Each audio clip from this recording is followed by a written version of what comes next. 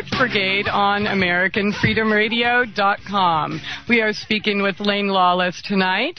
She is on the Justice for Shawna Forde Committee, the website, Justice for Shawna Forde. We are talking about her and two others' recent arrest about May 30th, home invasions, executions in Arivaca, Tucson. If you want to join us for some lively debate and discussion, that's over at TruthBrigade.com. And if you have any questions or comments, feel free to give us a call. This obviously is a highly controversial issue, and we'll all, including myself, just take a deep breath, and we're going to hear all sides, and all views will be respected. So, all right. So I guess basically the premise is you're fighting for justice because you don't feel that she's being treated fairly, and that you are backing her innocence, right? Yes, Shawna has told me that she's innocent. I believe her. And in terms of evidence and things like that, let me just quote one thing from something we wrote that we put on the website. It's called The Circumstantial Point, and it's under politics. And this is referring to the media report, the media release, which was given to the media by Pima County Sheriff's Department. And there are a lot of problems with that, and I have issues with it for a variety of reasons. It was 150 pages. Here's some interesting points from it. In the reports made available from the Pima County Sheriff's Office, Gina Gonzalez, the surviving witness who made the 911 call, was unable to positively identify any of the shooters the night of the crime, including the man who shot her 3 times. Is she afraid to speak? Why did her neighbors deny hearing or seeing anything, despite multiple gunshots being fired inside the mobile home, some of which were loud shotgun blasts and .40 caliber pistol rounds? Now, I find that to be darn freaky, that in a trashy mobile home with walls like tissue paper, the neighbors, of which there were plenty, and who didn't like that family, probably because of their drug dealing and the odd hours and their company not being too courteous, they didn't hear anything. Now, here's another interesting thing, which was revealed by the media release. On the property, living in another trailer, was an illegal Mexican alien. He was found with blood on his T-shirt and a loaded .357 Magnum handgun. The police questioned him in the back of a police car. They took his T-shirt for testing, and then they let him go. And I have subsequently learned, or at least I believe, that he's not there anymore, so it's possible he may have gone back to Mexico. And I'm just wondering if, and we suggest... And you're reading this in an article, though, right? From the same media you're trying to slam? No, this isn't an article. As I said, I am quoting a piece that we wrote for the website called The Circumstantial Point. And it seems to me, we're talking about what was in the media release, the 150 pages of stuff that came from the Pima County Sheriff's Department.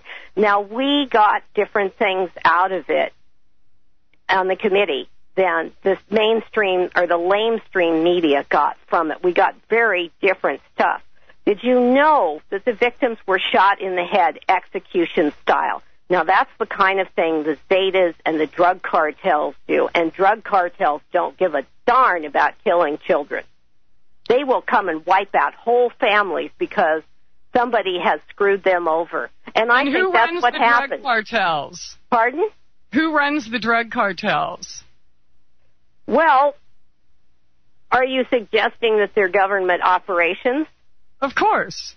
Well, they're probably paramilitary in nature, and they may be a combination of Mexican government and paramilitaries here.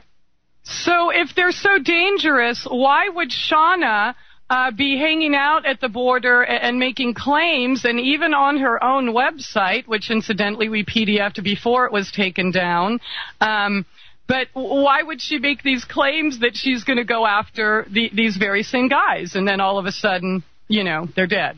On the exact same time that they just happened to be in that location, in the exact same time that Jason Bush got shot.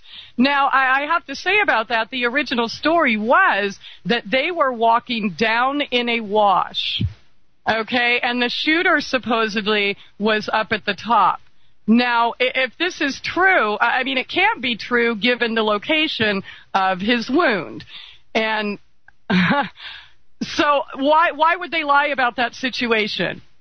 Well, I don't understand what you're saying they reported. Where was it reported? Can you show me the URL? They didn't report it, and it wasn't on the Internet, and I'm not going to talk about my personal knowledge, but I will okay, say so you're talking about facts not in evidence that I can't know anything about. How am I supposed to respond to that? This came from her own mouth. I mean, I thought you were buddies with her. You're speaking for her. Don't you know these things? Or did you investigate what she might have told other people before the arrests? I don't know. You could have spoken up and told me that. I have no clue what you're talking about. I've only been talking to her. Well, I made it very clear to you when you first contacted me about this show how I felt about it. I made it very clear. And I told you why. And I think one of the things I said was that I knew even before any of these arrests occurred. So, I'm not giving up my sources, but I was aware of things. And I'm just not going to buy it. If they weren't there, where were they? That's something that's going to come out in the trial, probably. And I'm willing to wait for it. Okay. Well, there were lots of other people Shawna in that area. The day after, right? Pardon? You met Shawna the day after this occurred, and Jason, and I guess helped treat his wound. Can you talk about that or what they might have said at that time? Okay. What I'm going to say about that is this. I have spoken to the Pima County Sheriff's Office after I found out Shawna was arrested. I did leave voicemails for the detective. The interesting thing is that they didn't call me back. But why did you leave voicemails for a detective? Nobody knew about a murder at that time, right? No, I'm talking about after they were arrested. Okay. And I was with Chuck Stonex, and Chuck just blabbed his guts out to the Pima County Sheriff's Department. I don't think they even knew that we were there. I don't think they knew that. And for some reason, Chuck felt an urge to confess. I don't know why. And he's changed his story as he's read the media reports, and I have no idea what he's saying about me or what kind of, stories he's creating. But I've spoken to the Pima County Sheriff's Department. I spoke to them last week. It's really interesting how they don't answer voicemails, but when something's printed in the media, they feel they have to do something about it. So they're lousy at answering their messages, but they're really good at responding to the media. So that tells you something about them. Now, as far as what went on between me and them, that will come out at trial or not, whether or not they need me.